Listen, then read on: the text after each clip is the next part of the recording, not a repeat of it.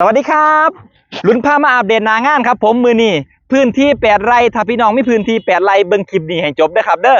พื้นที่8ไร่6ไร่7ไร่8ไร่9ไร่10ไร่ประมาณนี้สเกลเดียวกันเป็นพื้นที่ขนาดกลางเนาะครับเนาะมีอีหยังแหน่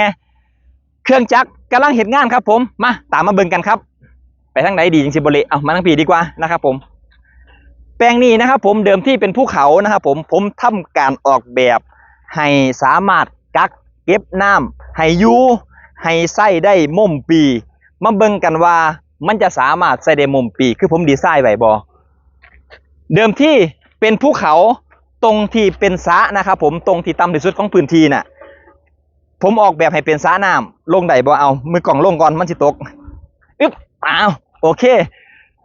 โซนนี้เดิมที่เป็นพื้นที่ที่ต่ำที่สุดครับผมที่ผมเอาตำแหน่งของสระไว้เป็นยังคือเลือกพื้นที่ต่ำเอาไว้ขุดสระเพราะว่าการเก็บน้ำเนี่ยน้ำจะไหลจากสูงไปต่ำอยู่แล้วไหลจากสูงลงไปที่ต่ำพอมันต่ำแล้วโอกาสที่มีความชื้นเขาจะไหลกว่าถ้าเอาไปขุดสระทั้งภูเขากับขุดสระไว้ตีนเขาพี่น้องว่าการขุดสระมองไหนเหมาะสมกว่ากันคือซ้ำนี่กับพ่อเนาะครับเนาะแล้วก็เป็นการจัดการพื้นที่ห้องน้ำเห็นบ่เห็นรองน้ำนี่เนาะครับเนาะบ่ให้น้ำจากข้างนอกไหลเข้าข้างในเพราะว่าบ่ต้องการสารเคมีเพื่อ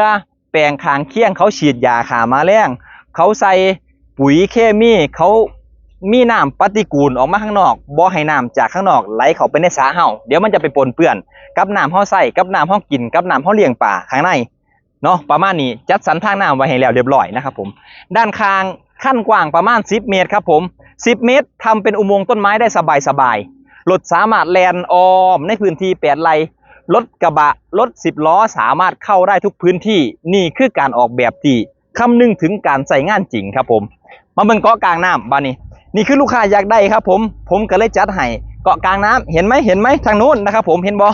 เกาะกลางน้ำอยู่กลางสระเลยนะครับผมอยู่กลางสระเลยนะครับเกาะตรงนี้นะครับผมมีขนาดเส้นผ่านศูนย์กลางอยู่ที่16เมตรนะครับผมสามารถสร้างบ้านหลังเล็กๆได้1หลังหรืออาจจะเฮ็ดเป็นแค่มองแคมปิ้งเฮ็ดเป็นจุดชมวิวสวยๆฝั่งนู้นที่เรามองเห็นจะเห็นเขายะเที่ยงไอ้โซนลำตะคองนะครับผมฝั่งข้างหลังจะเป็นวิวภูเขาอย่างงามเลยไปเบิ่งเทิงๆกันบานี้มาฟังพุ่นรถแมคโครกำลังดึงเก็บงานดึงสโลปครับผมนะประมาณนี้แล้วก็ด้านล่างก็ทำการขุดปิดสระเดี๋ยวก็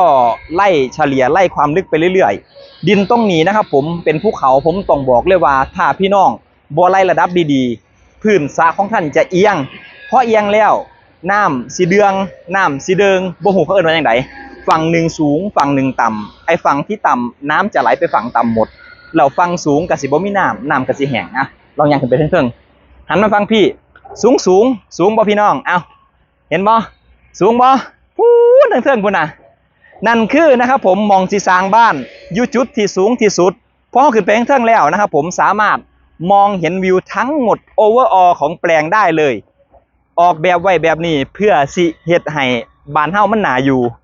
ขึ้นไปอยู่จุดสูงสุดแล้วแนมเห็นหมดนี่โอ้โหลืมตาขึ้นมาเปิดประตูออกมาจากบ้านแนมเห็นวิวทุกอย่างหมดทุกแนวลองขึ้นไปเทิงกันบัดนี้มา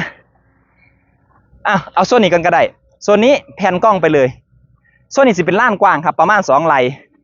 ปลูกต้นไม้ได้นะครับผมทำกิจกรรมได้ทำคาเฟ่ทำรีสอร์ทได้สามารถปรับพื้นที่ได้หมดน้ำบ่ท่วมแน่นอนผมรับประกันครับผมนี่โซนนี้แล้ววิวดีด้วยนะครับผมนี่คือ1โซนที่เป็นโซนเอาไว้สร้างประโยชน์ใส่สอยเป็นลานกิจกรรมเป็นพื้นที่อเนกประสงค์ทำได้ทุกอย่างถมดินให้บดอัดได้บดอัดให้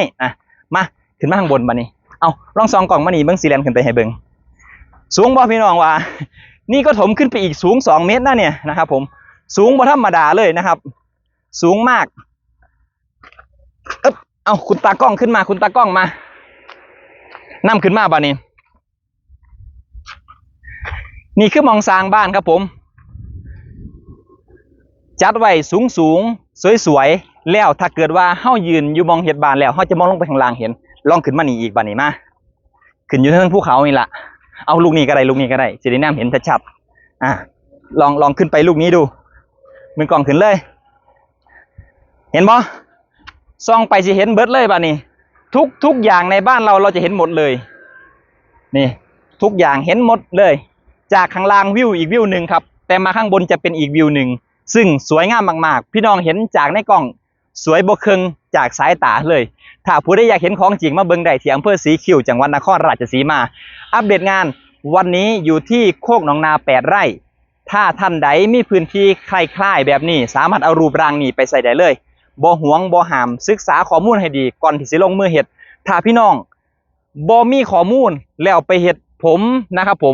ผมย่านพี่น้องเสียเงิน2 รอบแรกก็คือเฮ็ดแบบบ่ฮู้นะครับผมพอแต่ผลลัพธ์ออกมาแล้วมันบ่ดังที่คิดก็ต้องปรึกษาคนที่เขาเคยเจอปัญหาปรึกษาคนที่เขาเฮ็ดให้กลับไปแก้ไขอีกรอบหนึ่งนั่นคือเสียค่าใช้จ่ายรอบที่2เสียน้อยเสียยากเสียมากเสียง่ายนี่คือคำที่เจอบ่อยๆมากๆกับสังคมเมืองไทย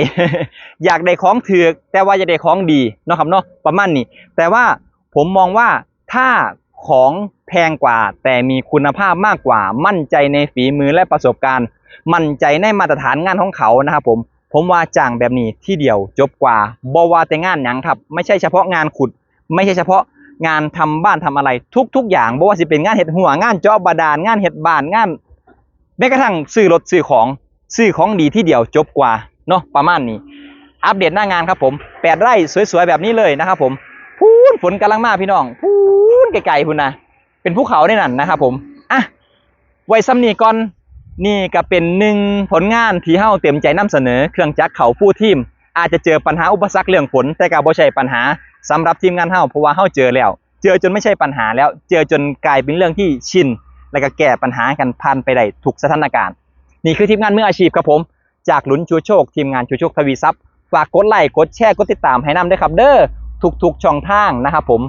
ขอบคุณอีพออีเมลที่อยู่ทั้งต่างประเทศที่จัดจ้างทีมงานผมมาในมือนี้เราทำเต็มที่รับประกันว่าคุณภาพงานผมจะบ่ให้ตกเด็ดขาดเพื่อชื่อเสียงของทีมงานเพื่อคุณภาพงานที่มอบให้ลูกค้าผมจะตั้งใจให้ดีที่สุดครับไปแล้วครับผมเจอกันในคลิปหน้าสวัสดีครับ